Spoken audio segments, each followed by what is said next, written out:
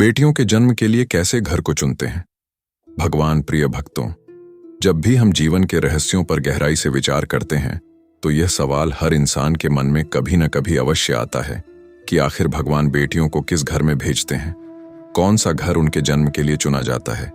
क्या यह संयोग मात्र है या इसके पीछे ईश्वर की कोई गहरी योजना छिपी है। हमारे शास्त्रों में कहा गया है कि ईश्वर की हर रचना किसी उद्देश्य के बिना नहीं होती और बेटियों का जन्म तो साक्षात दिव्य योजना का हिस्सा है, क्योंकि बेटी केवल संतान नहीं होती। बेटी ईश्वर का दिया हुआ वह वरदान होती है जो एक घर को संपूर्णता की ओर ले जाती है। भगवान जब किसी घर में बेटी को भेजने का निर्णय लेते हैं तो वह घर केवल ईंट पत्थर से बना मकान नहीं होता, बल्कि वह एक आशीर्वादित स्थान बन जाता है जहां प्रेम, करुणा और त्याग की धारा बहने वाली होती है। भगवान जानते हैं कि बेटियों का आगमन उस घर को मधुरता, सौम्यता और पवित्रता से भर देगा। इसी कारण वह बड़े सोच विचार के बाद एक घर को चुनते हैं। कहा जाता है कि जब किसी परिवार की आत्माएं अपने पुराने जन्मों में पुण्य और सत्कर्म करती हैं तो ईश्वर उनके घर को एक अनमोल उपहार से विभूषित करते हैं, और वही उपहार है बेटी। बेटी के रूप में लक्ष्मी का वास होता है, बेटी के रूप में सरस्वती का ज्ञान होता है और बेटी के रूप में पार्वती का वात्सल्य होता है। इसलिए बेटियों का आगमन केवल जीव विज्ञान की प्रक्रिया नहीं है, बल्कि यह तो ईश्वर का गहरा निर्णय है।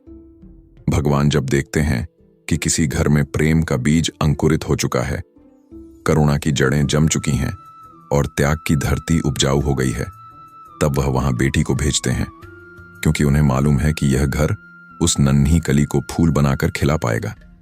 बेटी के आगमन से घर में एक नई ऊर्जा प्रवाहित होती है। घर की दीवारें भी जैसे जीवन से भर जाती हैं। एक साधारण सा आंगन जब बेटी की हंसी से गूंजता है तो वह आंगन मंदिर बन जाता है। शास्त्रों में एक कथा आती है कि एक समय देवताओं ने भगवान विष्णु से प्रार्थना की कि धरती पर करुणा और सौम्यता का प्रसार कैसे होगा। तब भगवान विष्णु ने मुस्कुराते हुए कहा, इसके लिए मैं बेटियों को भेजूंगा, क्योंकि बेटी ही करुणा की साक्षात प्रतिमा है। जब बेटी हंसती है तो पूरा घर खिल उठता है, और जब बेटी रोती है तो पूरा घर अश्रुधारा में भीग जाता है। इस प्रकार बेटी हर घर के लिए ईश्वर का दिया हुआ दर्पण है, जिसमें घर वालों का असली चरित्र झलकता है।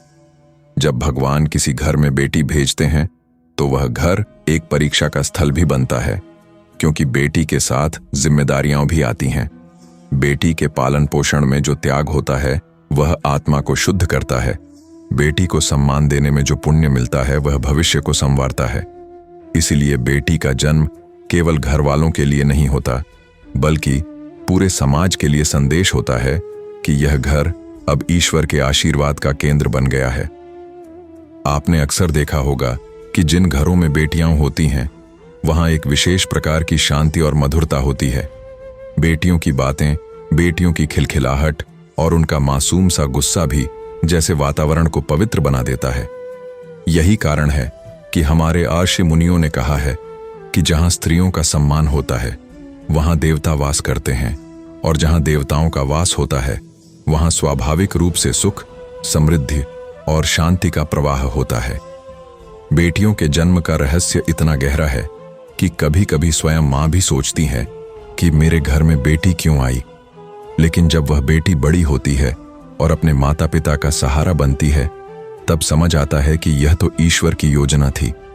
बेटी मां के दुख की दवा होती है, बेटी पिता की कमजोरी की ढाल होती है, बेटी भाई के लिए प्रेरणा होती है और पूरे परिवार के लिए गर्व का कारण होती है। कभी कभी भगवान बेटी को ऐसे घरों में भी भेजते हैं जहां कठिनाइयां होती हैं, ताकि वह घर कठिनाइयों को सहने की शक्ति पा सके। बेटी अपने कोमल हृदय से उन घरों में प्रेम का बीज बो देती है, और धीरे धीरे वह बीज वृक्ष बनकर सबको छांव देता है। इसीलिए बेटियों का आगमन केवल उत्सव नहीं, बल्कि आत्मा की परीक्षा और ईश्वर के आशीर्वाद का प्रतीक है।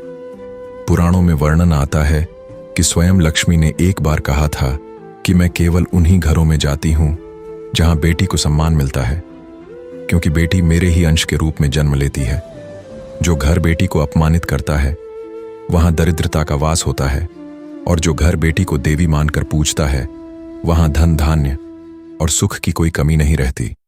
यही कारण है कि जब भगवान घर चुनते हैं तो सबसे पहले यह देखते हैं कि क्या इस घर में बेटी को मान सम्मान मिलेगा, क्या इस घर में बेटी की रक्षा होगी, क्या इस घर में बेटी को अपने सपनों को उड़ान देने की आजादी मिलेगी।